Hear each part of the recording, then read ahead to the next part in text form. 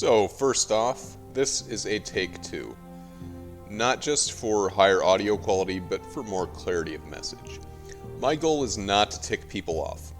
I'm leaving the original up so you can torment yourself and troll me at your leisure, but this is like my George Lucas special edition with the meaning I originally intended. So I'll start this off by saying I'm not a Critical Role fan. I'm not familiar with it really at all, so I'm coming into this blind as an outsider. I have zero stake in the success or failure of this venture. As such, I think you can trust me to give my honest thoughts on it.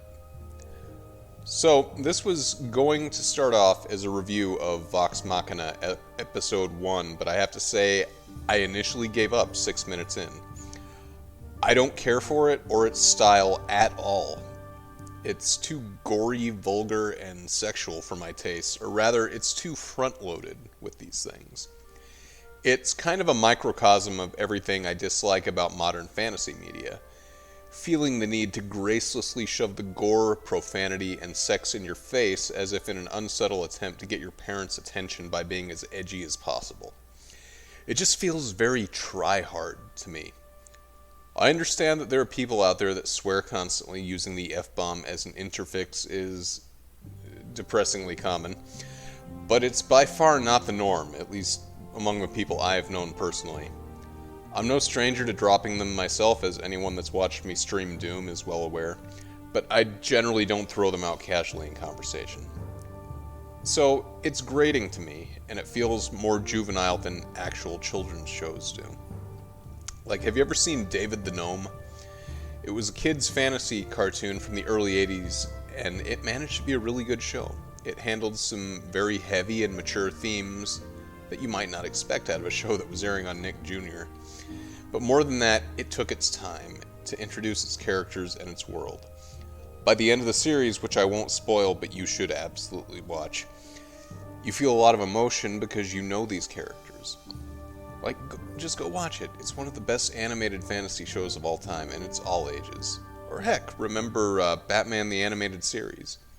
It managed to be an experience that, you know, the guy that loved the Killing Joke comic would love. At the same time, you know, his 5-year-old brother could enjoy it without, you know, being exposed to really harmful stuff. All the darkest stuff was kept off screen. So, further, in Vox Machina, you're introduced to a bunch of really unlikable people. Well, first, you're introduced to, like, some Fellowship of the Ring knockoffs that are quickly and graphically killed while they drop F-bombs. This is your clever writing, people. This is like Seth Rogen movie funny, where it's like, just shout the F word as loud as you can, because, you know, that's comedy if, you know, you're 13 years old and just discovered the word fuck. So most of the characters seem to be stereotypes. You have the horny bard, the big dumb barbarian, the Vash the Stampede wannabe that the DM regrets signing off on. And again, none of them are really likable or sympathetic.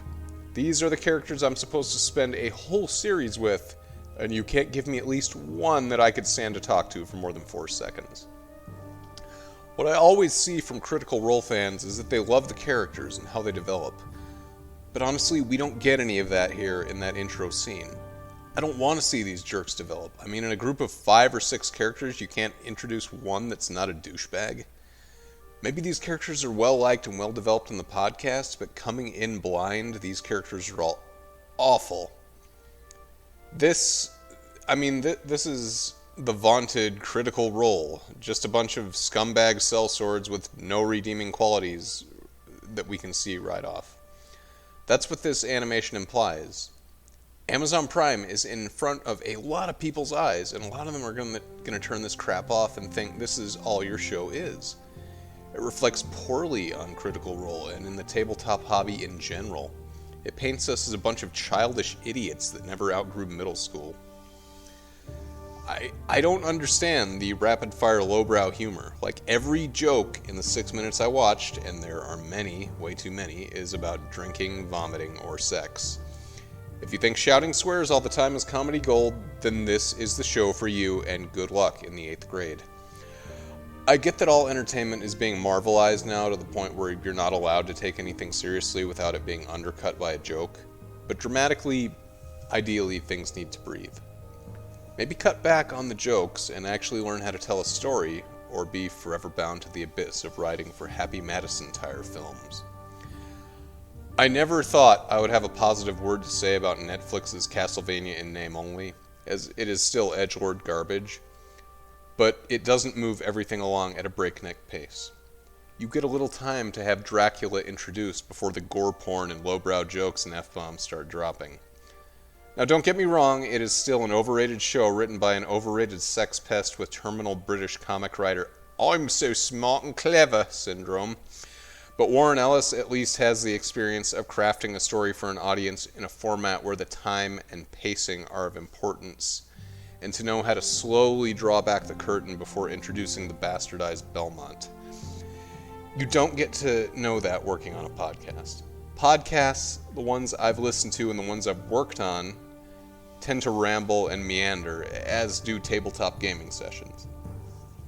So to contrast to something I actually do like, let's look at John Milius and Oliver Stone's Conan the Barbarian, which is a great film and absolutely one of the defining, sword and sorcery movies of all time. And it has all the things I'm whining about. It has graphic violence, it has sex, it has lowbrow jokes. But it's padded out over the course of 2 hours, and it maintains a very consistent tone throughout most of it. Scenes with Conan and his friends raiding a tower aren't broken up by him punching a camel, though he does punch a camel at one point, and it is a good visual gag. And Conan and Valeria getting wasted isn't interjected by Thulsa Doom giving his speech about flesh being stronger than steel. There's definitely some comic relief in the movie, it has some funny moments, but it's offered up sparingly and maintains a fairly serious, even melancholic tone punctuated by grim battles and daring raids. So, I think what's more likely to have happened here was that this was a business decision. No offense intended, but Critical Role diehard fans seem to be the type of fan that eat up any and all content that the show produces and consume it uncritically.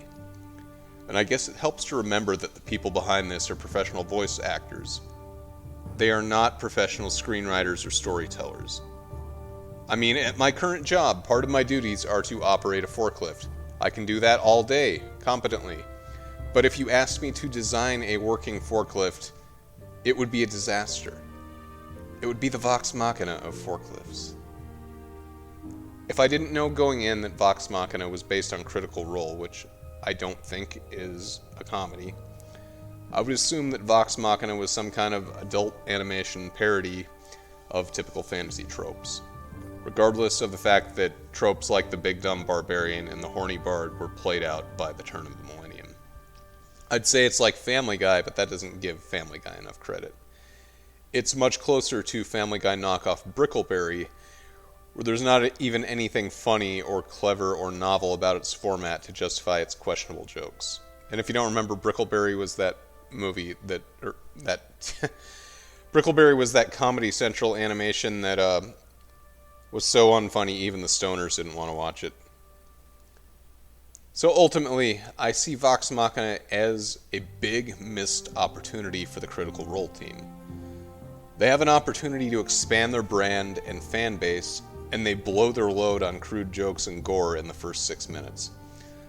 A lot of potential watchers, people like me that can't really be bothered to sit through 9,000 hours of someone else's tabletop campaign, are going to see it so front-loaded with this that they're going to assume that's all it is, an edgy parody of fantasy tropes. They're going to turn it off and leave 1-star reviews on Amazon. Don't believe me? Go check it out. So, I did go back and finish the episode. I do have some further thoughts on it. It does mellow out a bit, and the red-haired girl and the white-haired girl are starting to seem a little bit sympathetic, at least. They have a couple of moments where they're a little bit more likable. But the rest of the episode still creaks like a 100-year-old shack in the wind. anyway, the next thing they do is they go to the king looking for work, and that's fine. That's moving the story along. And then the gnome raps. I'm not kidding when I'm saying the paladin I'm playing in my Curse of Strahd campaign would break his oath and alignment to break the bard's legs and dump him in shark-infested waters. He is awful. He is completely insufferable, yet I don't get the feeling I'm supposed to hate him quite as much as I do. I've seen this character for all of 2 minutes, and already I want to see him get a fate worthy of Grigory Rasputin. So from there, they go to a nearby village for leads on the dragon, and they introduce some cheap emotional fodder. A few nameless people, including children, that are going to be dead by the end of the episode so that you can feel sad. Honestly, I don't like seeing children suffer. If you must use a child's suffering as a plot point, at least have the decency to let us get to know that character a little before torching them. So, at the very end of the episode, they decide they are going to kill the dragon. With the line, "We're going to kill a fucking dragon." Now, I believe the addition of fucking to that is supposed to dramatically indicate that the elf dude is getting serious, but to be honest, that falls flat because he and his party swear constantly. If a character is very proper and never says a single swear word, then them suddenly swearing indicates a change in attitude. Alternatively, if someone is swearing constantly out of things and then they suddenly are, speaking in short sentences with no interfixes, then, that might have worked better. The show might get better. I mean, there are plenty of shows out there that the first episode is terrible, but they get better. But Star Trek The Next Generation has like 2 terrible seasons before it gets good. But ultimately, the first episode is an absolute mess. It is not a good start. I may give another episode a shot at some point, but I can't say I'm in a hurry to see more of it. Because it's basically just, it's that genre, but with more swears and titties. Agreed. But, to be perfectly fair, I wanted to offer a rebuttal to my viewpoints from an IMDb review of the show. This, I'm sure, represents the typical Critical Role fan. This person gave the show a 10 out of 10 with the title, "You Know What?" It was posted on the 31st of January, 2022. So, I'm going to read this review to you. "For last times told you how much say bad language such as, period. Even kept saw a lot of killed, comma, which has also characters. Well, that is so pretty good, and I hope we enjoy the new series." Good God, how can I argue against such an eloquent work of genius?